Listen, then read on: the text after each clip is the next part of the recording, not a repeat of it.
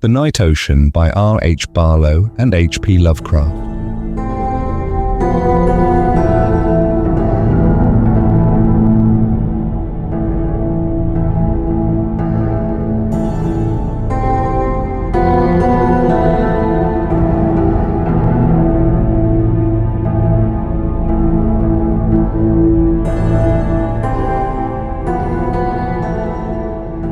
Part 1.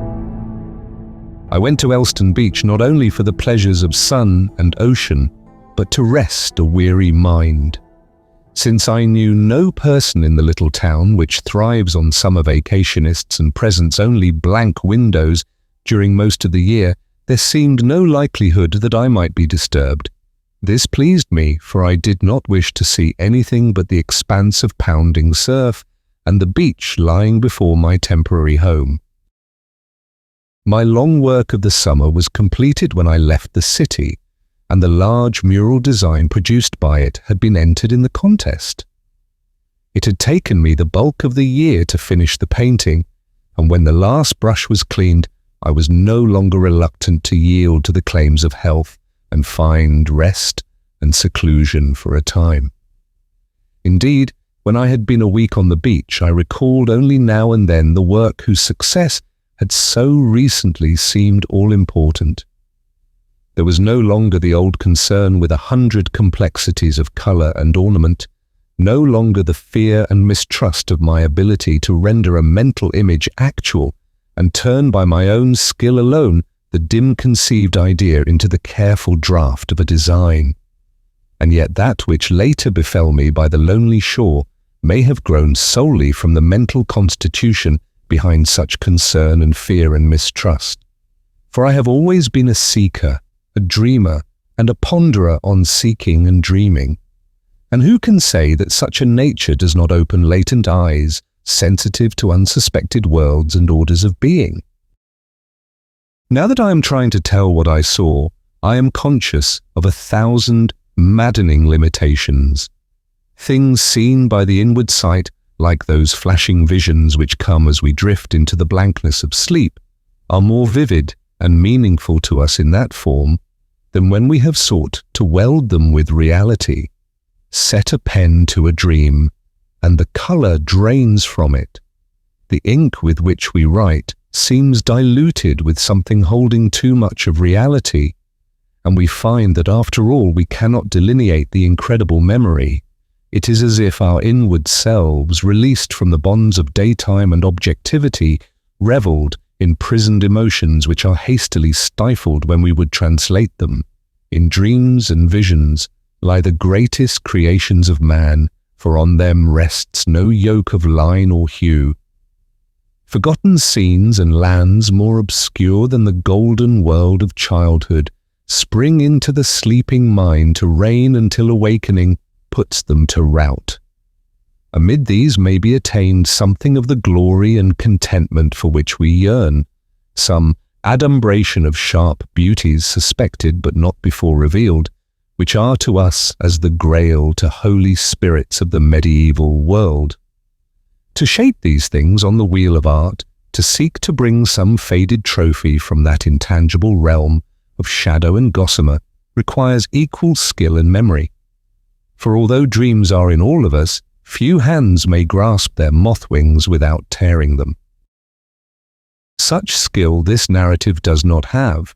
If I might, I would reveal to you the hinted events which I perceived dimly, like one who peers into an unlit realm and glimpses forms whose motion is concealed in my mural design, which then lay with a multitude of others in the building for which they were planned.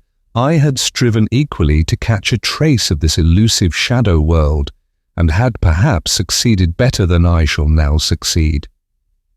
My stay in Elston was to await the judging of that design, and when days of unfamiliar leisure had given me perspective, I discovered that, in spite of those weaknesses which a creator always detects most clearly, I had indeed managed to retain in line and colour some fragments snatched from the endless world of imagining. The difficulties of the process and the resulting strain on all my powers had undermined my health and brought me to the beach during this period of waiting. Since I wished to be wholly alone, I rented, to the delight of the incredulous owner, a small house some distance from the village of Elston, which, because of the waning season, was alive with a moribund bustle of tourists, uniformly uninteresting to me. The house, dark from the sea wind though it had not been painted, was not even a satellite of the village, but swung below it on the coast like a pendulum beneath a still clock, quite alone upon a hill of weed-grown sand. Like a solitary warm animal it crouched facing the sea, and its inscrutable dirty windows stared upon a lonely realm of earth and sky and enormous sea. It will not do to use too much imagining in a narrative whose facts, could they be augmented and fitted into a mosaic, would be strange enough in themselves. But I thought the little house was lonely when I saw it, and that, like myself, it was conscious of its meaningless nature before the great sea. I took the place in late August, arriving a day before I was expected, and encountering a van and 2 working men unloading the furniture provided by the owner. I did not know then how long I would stay, and when the truck that brought the goods had left, I settled my small luggage and locked the door, feeling very proprietary about having a house after months of a rented room, to go down the weedy hill and on the beach. Since it was quite square and had but 1 room, the house required little exploration. 2 windows in each side provided a great quantity of light, and somehow a door had been squeezed in as an afterthought on the oceanward wall. The place had been built about 10 years previously, but on account of its distance from Elston village, was difficult to rent even during the active summer season. There being no fireplace, it stood empty and alone from October until far into spring. Though actually less than a mile below Elston, it seemed more remote, since a bend in the coast caused one to see only grassy dunes in the direction of the village. The first day, half gone when I was installed, I spent in the enjoyment of sun and restless water, things whose quiet majesty made the designing of murals seem distant and tiresome. But this was the natural reaction to a long concern with one set of habits and activities. I was through with my work and my vacation was begun. This fact, while elusive for the moment, showed in everything which surrounded me that afternoon of my arrival, and in the utter change from old scenes. There was an effect of bright sun upon a shifting sea of waves whose mysteriously impelled curves were strewn with what appeared to be rhinestones. Perhaps a watercolour might have caught the solid masses of intolerable light which lay upon the beach where the sea mingled with the sand. Although the ocean bore her own hue, it was dominated wholly and incredibly by the enormous glare. There was no other person near me, and I enjoyed the spectacle without the annoyance of any alien object upon the stage. Each of my senses was touched in a different way, but sometimes it seemed that the roar of the sea was akin to that great brightness, or as if the waves were glaring instead of the sun, each of these being so vigorous and insistent that impressions coming from them were mingled. Curiously, I saw no one bathing near my little square house during that or succeeding afternoons, although the curving shore included a wide beach even more inviting than that at the village, where the surf was dotted with random figures. I supposed that this was because of the distance, and because there had never been other houses below the town. Why this unbuilt stretch existed I could not imagine, since many dwellings straggled along the northward coast, facing the sea with aimless eyes. I swam until the afternoon had gone, and later, having rested, walked into the little town. Darkness hid the sea from me as I entered, and I found in the dingy lights of the streets tokens of a life which was not even conscious of the great, gloom-shrouded thing lying so close. There were painted women in tinsel adornments, and bored men who were no longer young.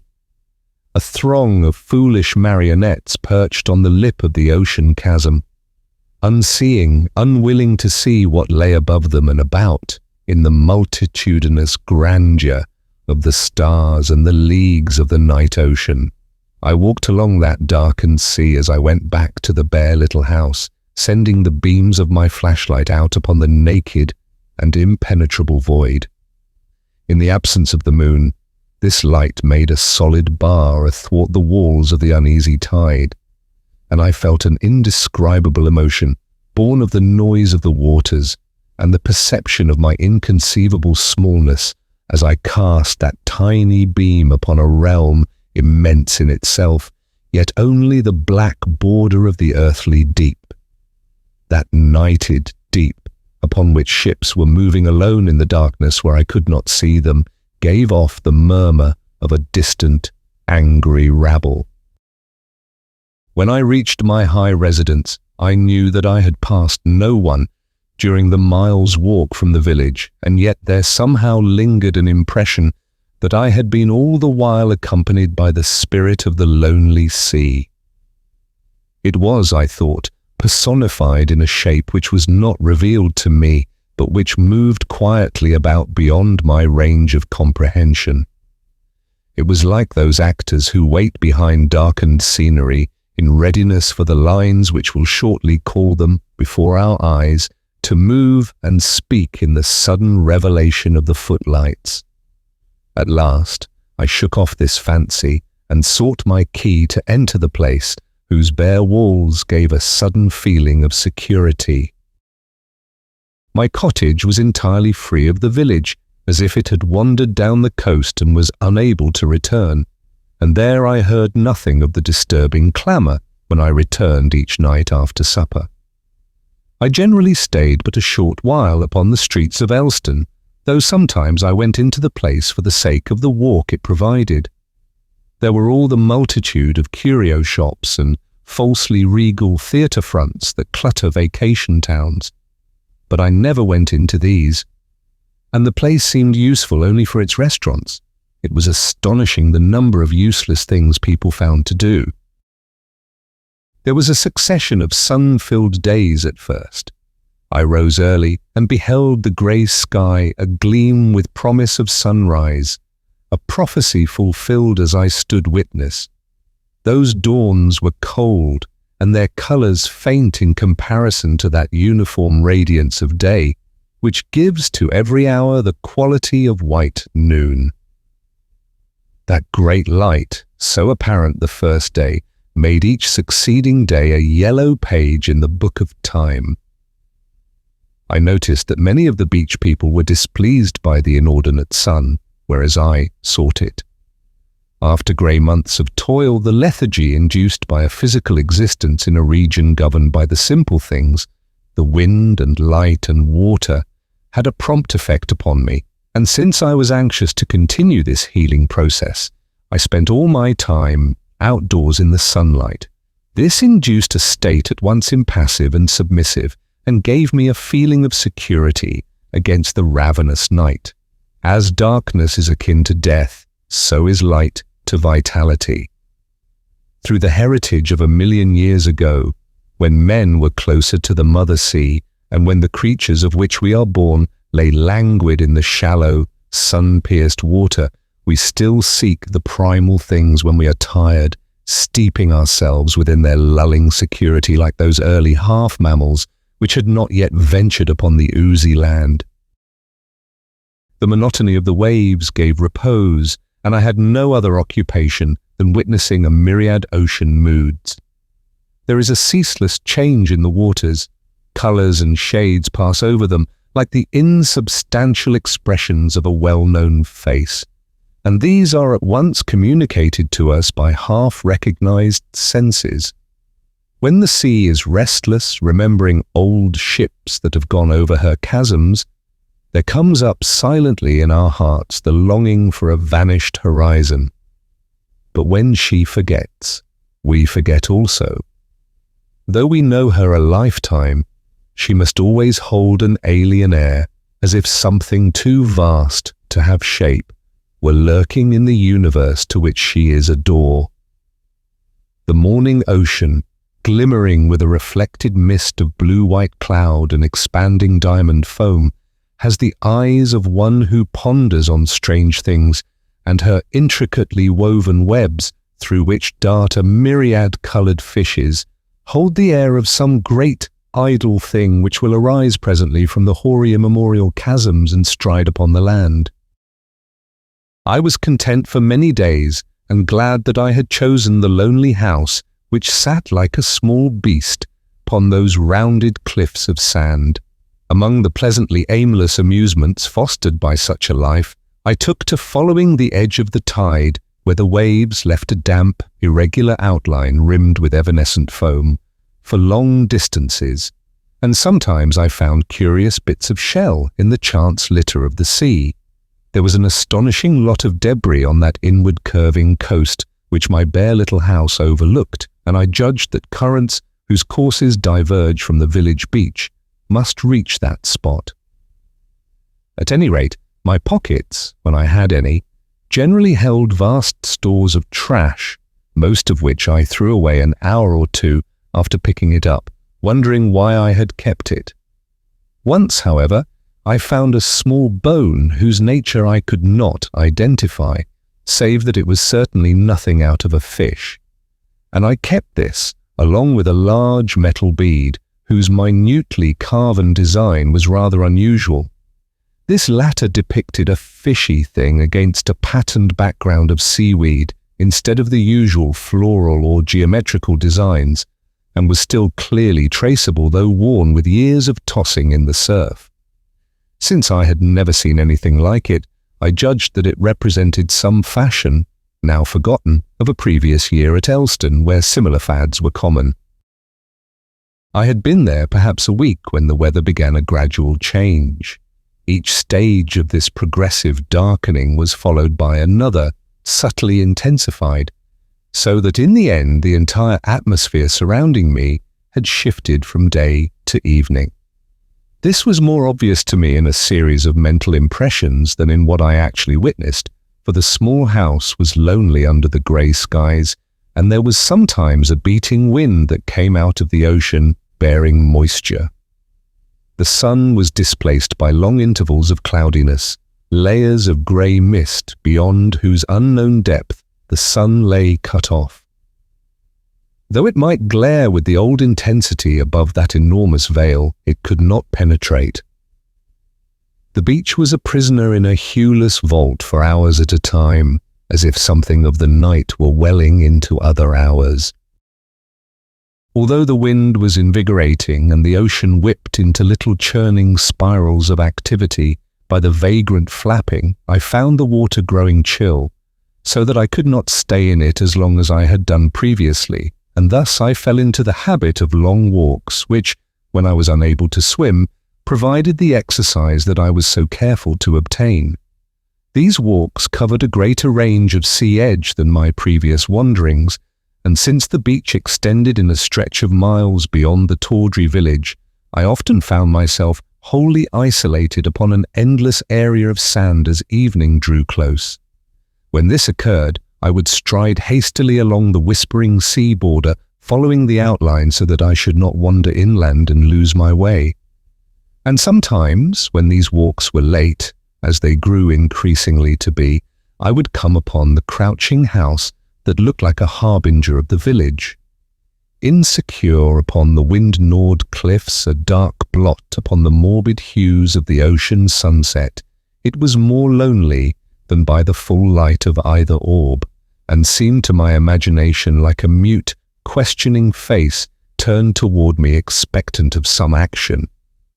That the place was isolated I have said, and this at first pleased me, but in that brief evening hour when the sun left a gore-splattered decline and darkness lumbered on like an expanding shapeless blot, there was an alien presence about the place, a spirit, a mood, an impression that came from the surging wind, the gigantic sky, and that sea which drooled blackening waves upon a beach grown abruptly strange.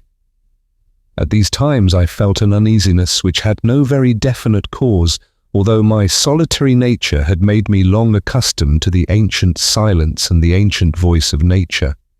These misgivings, to which I could have put no sure name, did not affect me long, Yet I think now that all the while a gradual consciousness of the ocean's immense loneliness crept upon me, a loneliness that was made subtly horrible by intimations which were never more than such, of some animation or sentience preventing me from being wholly alone. The noisy yellow streets of the town, with their curiously unreal activity, were very far away, and when I went there for my evening meal, mistrusting a diet entirely of my own ambiguous cooking, I took increasing and quite unreasonable care that I should return to the cottage before the late darkness, although I was often abroad until 10 or so. You will say that such action is unreasonable, that if I had feared the darkness in some childish way, I would have entirely avoided it. You will ask me why I did not leave the place, since its loneliness was depressing me. To all this I have no reply, save that whatever unrest I felt, whatever of remote disturbance there was to me in brief aspects of the darkening sun, or in the eager salt brittle wind, or in the robe of the dark sea that lay crumpled like an enormous garment so close to me, was something which had an origin half in my own heart, which showed itself only at fleeting moments, and which had no very long effect upon me. In the recurrent days of diamond light, with sportive waves, flinging blue peaks at the basking shore, the memory of dark moods seemed rather incredible, yet only an hour or two afterward I might again experience those moods, and descend to a dim region of despair.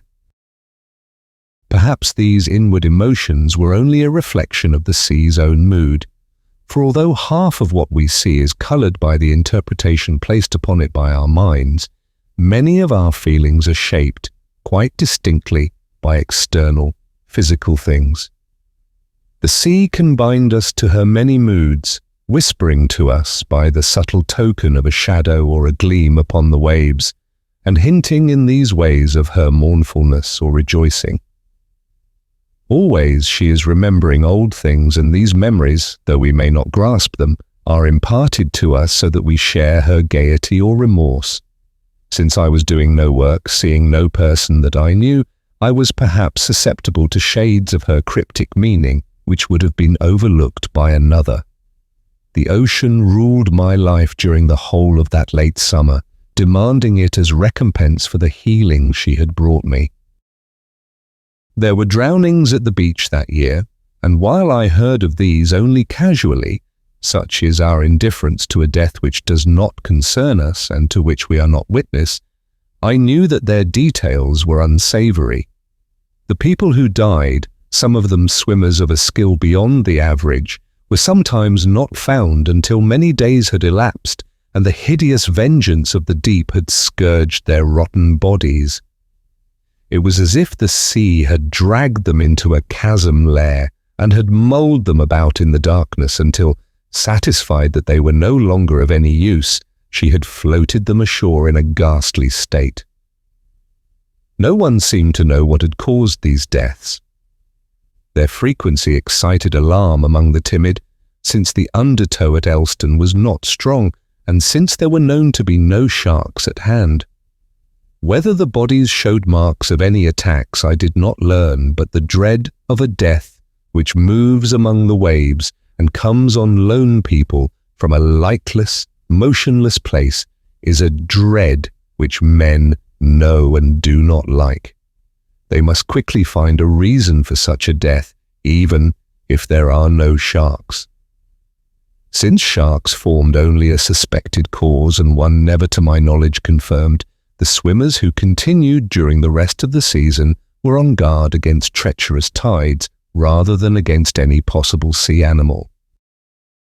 Autumn, indeed, was not a great distance off, and some people used this as an excuse for leaving the sea, where men were snared by death, and going to the security of inland fields, where one cannot even hear the ocean. So August ended, and I had been at the beach many days. There had been a threat of a storm since the 4th of the new month, and on the 6th, when I set out for a walk in the damp wind, there was a mass of formless cloud, colourless and oppressive, above the ruffled leaden sea. The motion of the wind, directed toward no especial goal but stirring uneasily, provided a sensation of coming animation, a hint of life in the elements, which might be the long-expected storm.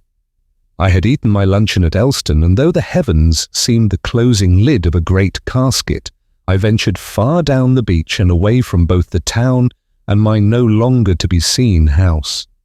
As the universal grey became spotted with a carrion purple, curiously brilliant despite its sombre hue, I found that I was several miles from any possible shelter.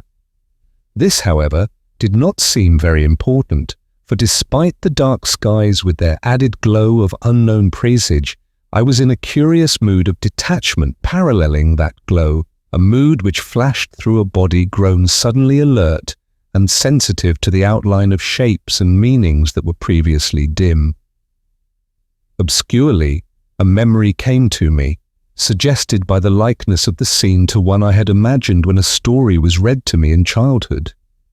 That tale, of which I had not thought for many years, concerned a woman who was loved by the dark-bearded king of an underwater realm of blurred cliffs where fish things lived, and who was taken from the golden-haired youth of her troth by a dark being crowned with a priest-like mitre and having the features of a withered ape. What had remained in the corner of my fancy was the image of cliffs beneath the water against the hueless, dusky no-sky of such a realm, and this, though I had forgotten most of the story, was recalled quite unexpectedly by the same pattern of cliff and sky which I then beheld. The sight was similar to what I had imagined in a year now lost save for random, incomplete impressions. Suggestions of this story may have lingered behind certain irritating, unfinished memories, and in certain values, hinted to my senses by scenes whose actual worth was bafflingly small.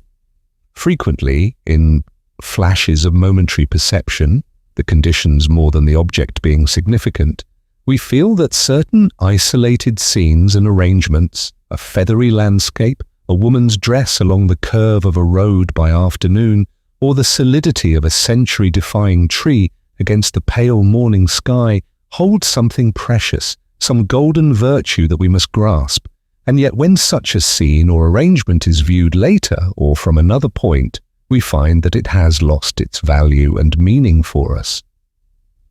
Perhaps this is because the thing we see does not hold that elusive quality, but only suggests to the mind some very different thing which remains unremembered.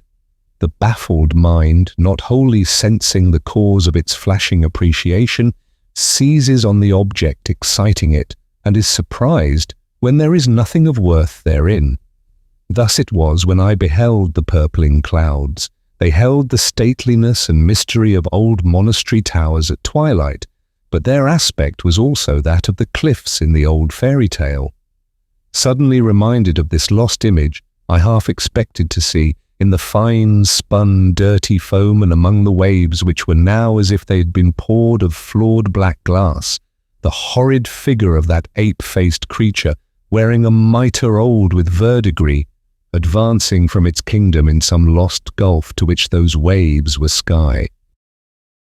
I did not see any such creature from the realm of imagining, but as the chill wind veered, slitting the heavens like a rustling knife, there lay in the gloom of merging cloud and water only a grey object, like a piece of driftwood, tossing obscurely on the foam. This was a considerable distance out, and since it vanished shortly, may not have been wood, but a porpoise coming to the troubled surface. I soon found that I had stayed too long contemplating the rising storm and linking my early fancies with its grandeur, for an icy rain began spotting down, bringing a more uniform gloom upon a scene already too dark for the hour. Hurrying along the grey sand, I felt the impact of cold drops upon my back, and before many moments my clothing was soaked throughout. At first I had run, put to flight by the colourless drops whose pattern hung in long linking strands from an unseen sky, but after I saw that refuge was too far to reach in anything like a dry state, I slackened my pace and returned home as if I had walked under clear skies. There was not much reason to hurry, although I did not idle as upon previous occasions. The constraining wet garments were cold upon me, and, with the gathering darkness, and the wind that rose endlessly from the ocean, I could not repress a shiver. Yet there was, beside the discomfort of the precipitous rain, an exhilaration latent in the purplish, ravelled masses of cloud and the stimulated reactions of my body. In a mood half of exultant pleasure from resisting the rain, which streamed from me now and filled my shoes and pockets, and half of strange appreciation of those morbid, dominant skies which hovered with dark wings above the shifting eternal sea, I tramped along the grey corridor of Elston Beach. More rapidly than I had expected, the crouching house showed in the oblique, flapping rain, and all the weeds of the sand cliff writhed in accompaniment to the frantic wind, as if they would uproot themselves to join the far-travelling element. Sea and sky had altered not at all, and the scene was that which had accompanied me, save that there was now painted upon it the hunching roof that seemed to bend from the assailing rain. I hurried up the insecure steps, and let myself into a dry room where, unconsciously surprised that I was free of the nagging wind, I stood for a moment with water rilling from every inch of me. There are 2 windows in the front of that house, one on each side, and these faced nearly straight upon the ocean, which I now saw half obscured by the combined veils of the rain and of the imminent night. From these windows I looked as I dressed myself in a motley array of dry garments seized from convenient hangers and from a chair too laden to sit upon. I was prisoned on all sides by an unnaturally increased dusk which had filtered down at some undefined hour under cover of the storm. How long I had been on the reaches of wet grey sand, or what the real time was, I could not tell, though a moment's search produced my watch, fortunately left behind and thus avoiding the uniform wetness of my clothing. I half guessed the hour from the dimly seen hands, which were only slightly less indecipherable than the surrounding figures. In another moment my sight penetrated the gloom, greater in the house than beyond the bleared window, and saw that it was 6:45.